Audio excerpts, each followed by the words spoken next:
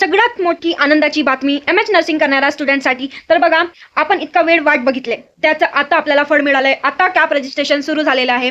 Cap रजिस्ट्रेशनचे पूर्ण schedule provide केला आहे सीईटी सेलनी. आपण मागल्या व्हिडिओमध्ये बघितलं होतं, 48 आवर्सचा टाइम दिला होता. त्याच्यामध्ये तुम्हाला माहिती पडलं, कॅप पोर्टल ओपन केलं आणि लगेच 26/8/2026 नोटीस नंबर 1 रिलीज झालेला आहे बीएससी नर्सिंगवाल्या स्टुडंटसाठी. तर रजिस्ट्रेशन म्हणजेच आपले जे शेड्यूल आहे, सेंट्रल ॲडमिशन प्रोसेस म्हणजेच कॅपचं शेड्यूल तुम्हाला प्रोव्हाइड केलेला आहे एमएच नर्सिंगच्या साठी सीईटी सेलनी. तर आता आपण बघणार आहोत हा कोणता डेट दिल्या आहेत शेड्यूलमध्ये. त्याच्या आधी बघा, चॅनलला सबस्क्राईब करून ठेवा, नवीन व्हिडिओ लगेच तुम्हाला येतील. आणि व्हॉट्सअप ग्रुपला सुद्धा जॉईन करून ठेवा. व्हॉट्सअप ग्रुपची लिंक तुम्हाला व्हिडिओच्या डिस्क्रिप्शनमध्ये मिळून जाईल. लगेच जॉईन करा, कारण तुम्हाला नवीन अपडेट आता तुमच्या लवकरात लवकर अपडेट्स येत राहतील. ते तुम्हाला लवकर प्रोव्हाइड करण्यासाठी आम्ही तुम्हाला प्रोव्हाइड करू, त्यासाठी जॉईन करून घ्या. आता आपण बघू नोटीस नंबर 1 मध्ये काय आहे.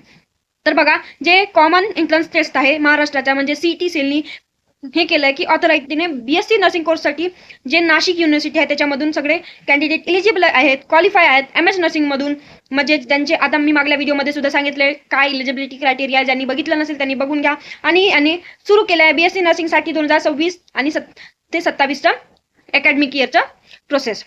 त्यानंतर जे एमएच नर्सिंगचे स्टुडंट आहेत ते आता बघणार आहेत की कोणते कोणते डेट्स आहेत. तर कॅप रजिस्ट्रेशन आहे हे ब्राउचरमध्ये तुम्हाला विजिबल होईल. जर बघितलं नसेल तर बघून घ्या, किंवा आमच्या ग्रुपला सुद्धा अवेलेबल आहे ही पीडीएफ. त्यानंतर बघा, शेड्यूल दिला आहे बीएससी नर्सिंगच्या फर्स्ट राऊंड आणि सेकंड कॅप राऊंड, म्हणजेच एकासोबतच दोन्ही कॅप राऊंडचा तुम्हाला शेड्यूल देऊन दिलं आहे गव्हर्नमेंटनी. तर बघा, आता आपण बघू रजिस्ट्रेशन कधी आणि त्याचे टाइम आणि डेट बघणार आहोत. तर आता फर्स्ट राऊंड, आता स्टार्टिंगला फर्स्ट राऊंडची ऑनलाईन रजिस्ट्रेशनची आणि सेशन अप्लायची डेट कोणती आहे. तर डेट आहे 26/8/2026 ते 2/9/2026. म्हणजेच बघा, 26 तारखेपासून ते 2 तारखेपर्यंत. तर तुम्हाला इतके दिवस दिले आहेत रजिस्ट्रेशनसाठी, अप टू 11 म्हणजे 12 वाजेपर्यंत, रात्रीच्या 12 वाजेपर्यंत तुम्हाला दिलेले आहे वेळ. त्यानंतर तुम्हाला पेमेंट कधी करायची आहे ती सुद्धा दिली आहे. पेमेंटची फीस जी आहे तुम्हाला ऑनलाईनच पे करावी लागेल. त्याला डेट सुद्धा एक डेट एक्स्ट्रा दिली आहे, म्हणजे 26 तारखेपासून ते 3 तारखेपर्यंत तुम्ही 12 वाजेपर्यंत तुम्ही कधी तुमची पेमेंट करू शकता.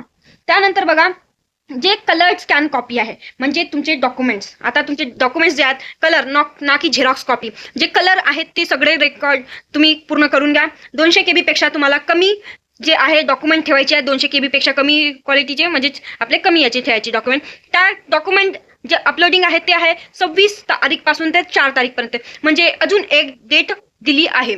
तर कलर स्कॅन कॉपी टाकायची आणि त्यानंतर सबमिट हे क्लिक करायचं. जर सबमिट क्लिक नाही केलं तर तुमचे डॉक्युमेंट सबमिट होणार नाही. त्यानंतर बघा, डॉक्युमेंट व्हेरिफिकेशन ऑनलाईन मोड. आता बघा, तुमचे डॉक्युमेंट जे व्हेरिफिकेशन आहे तर 26 तारखेपासून तर 6 तारखेपर्यंत तुमचे डॉक्युमेंट व्हेरीफाय होणार आहे. ते व्हेरीफाय झाले, जर त्रुटी असतील तर तिथेच व्हेरीफाय करायचे, एफिडेव्हिट टाकायची आणि तुरंतच्या तुरंत डॉक्युमेंट व्हेरिफिकेशन करून घ्यायचं. ते तारीख 6 पर्यंत लास्ट आहे.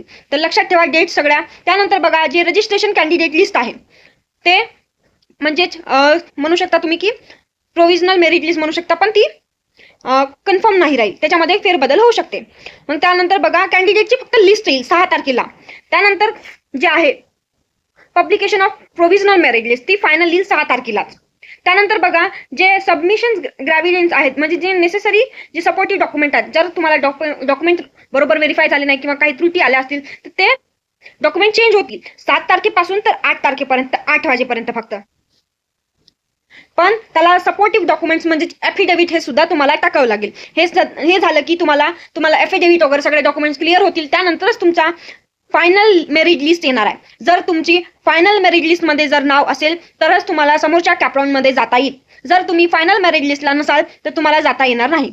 त्यानंतर आणि ती तारीख आहे 11/9/2026. फायनल मेरिट लिस्ट येणार आहे 11ला. त्यानंतर बघा, पब्लिकेशन होणार आहे सीट मॅट्रिक्स. आता सीट मॅट्रिक्स म्हणजे तुम्हाला कॉलेज दिले जातील, कॉलेजची लिस्ट येईल सीट मॅट्रिक्स ऑनलाईन ब्राउचरला.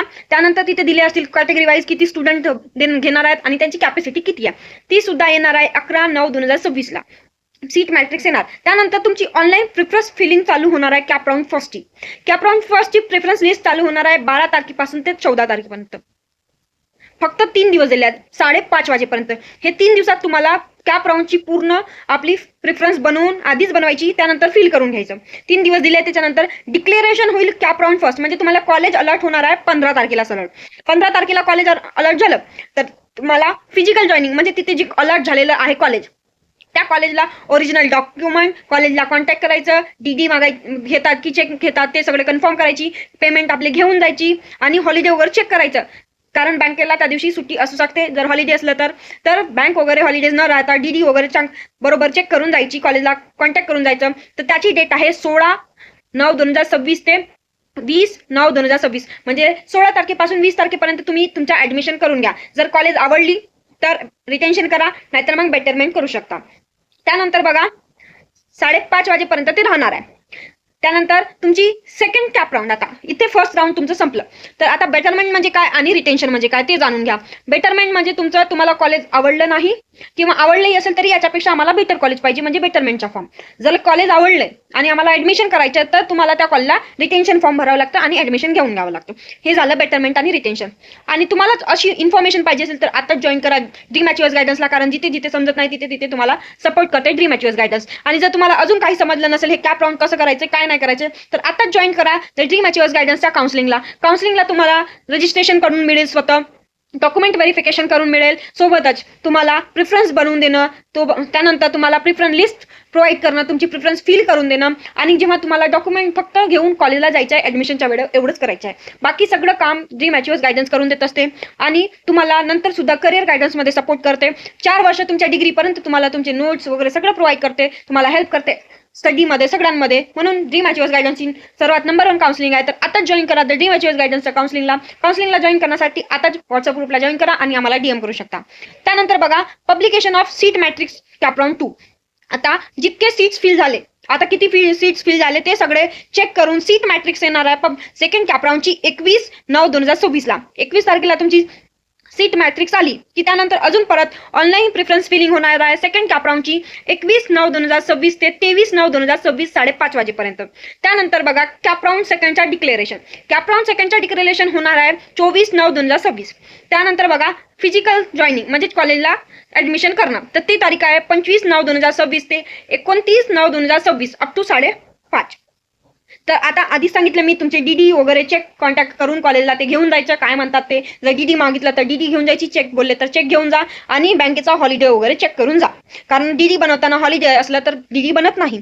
त्यानंतर हे सगळं झालं कॅप राऊंड फर्स्ट आणि सेकंड बद्दलच्या सगळ्या डेट्स. होप्स तुम्हाला डेट समजल्या असतील. जर समजलं नसेल तर आताच व्हॉट्सअप ग्रुपला जॉईन करा आणि समजून घ्या काय काय डेट्स आहेत आणि काही इम्पॉर्टंट इन्स्ट्रक्शन आहेत तुमच्यासाठी. तर जे कॅन्डिडेट आहेत क्वालिफाय MS नर्सिंगसाठी म्हणजे जे क्वालिफाय आहेत तेच कॅपमध्ये जाऊ शकतात, रजिस्ट्रेशन करू शकतात.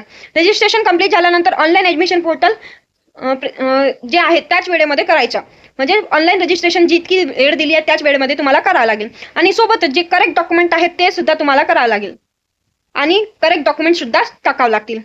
जे अजून तुमचे डॉक्युमेंट्स ज्या वेळेवर दिले आहेत त्याच डॉक्युमेंट त्याच वेळेवर टाकायची. जर तुम्ही त्या वेळेवर न टाकलं तर ते रिस्पॉन्सिबिलिटी तुमची राहील ना की दुसऱ्याची राहील. तसं तुम्ही नाही टाकलं तर तुमचे जे फॉर्म आहे ते कॅन्सल होऊ शकते. त्यानंतर बघा ते जे स्टुडंट आहेत ते वेरियस जे ऍडमिशन आहे ते सुद्धा भरू शकतात, ऍडमिशन फॉर्म भरू शकतात. जे PWD कॅन्डिडेट आहेत ते सुद्धा आपल्या स्वतःच्या कोटामधून सुद्धा आपले MS नर्सिंगचा फॉर्म भरू शकते. त्यानंतर बघा जे आपले वेगळे डिपार्टमेंट आहेत आणि वेगळे जे आपले कॅटेगरीवाले स्टुडंट आहेत ते पण आपल्या वेळेवर सगळं डॉक्युमेंट्स सगळे करा आणि इकॉनॉमिकली सगळे जे आहेत ते सगळे टाका आपलं डॉक्युमेंट्स. त्यानंतर बघा जे EWS आहेत ते EWS वाले सर्टिफिकेट पण सुद्धा टाकू शकता आणि टाकणं गरजेचं आहे, नाहीतर तुम्हाला ओपन मधून ऍडमिशन होईल. त्यानंतर अजून काही दिले आहेत इन्स्ट्रक्शन ते तुम्ही स्वतः बघा. जर समजलं नाही तर अजून परत आम्हाला विचारू शकता, कमेंट बॉक्समध्ये कमेंट करा. होप्स तुम्हाला हे व्हिडिओ समजले असेल. तर ह्या व्हिडिओमध्ये तुम्हाला पूर्ण इन्फॉर्मेशन दिलेली आहे आणि ह्या व्हिडिओमध्ये अजून काही वाटलं कुठं काही समजलं नाही तर तुम्ही आताच कमेंट बॉक्समध्ये कमेंट करा किंवा व्हॉट्सअप ग्रुपला सुद्धा जॉईन करून घ्या. व्हॉट्सअप ग्रुपला जॉईन करताना तुम्हाला व्हिडिओच्या डिस्क्रिप्शनमध्ये व्हॉट्सअप ग्रुपची लिंक मिळून जाईल. आताच जॉईन करा. व्हिडिओला धन्यवाद.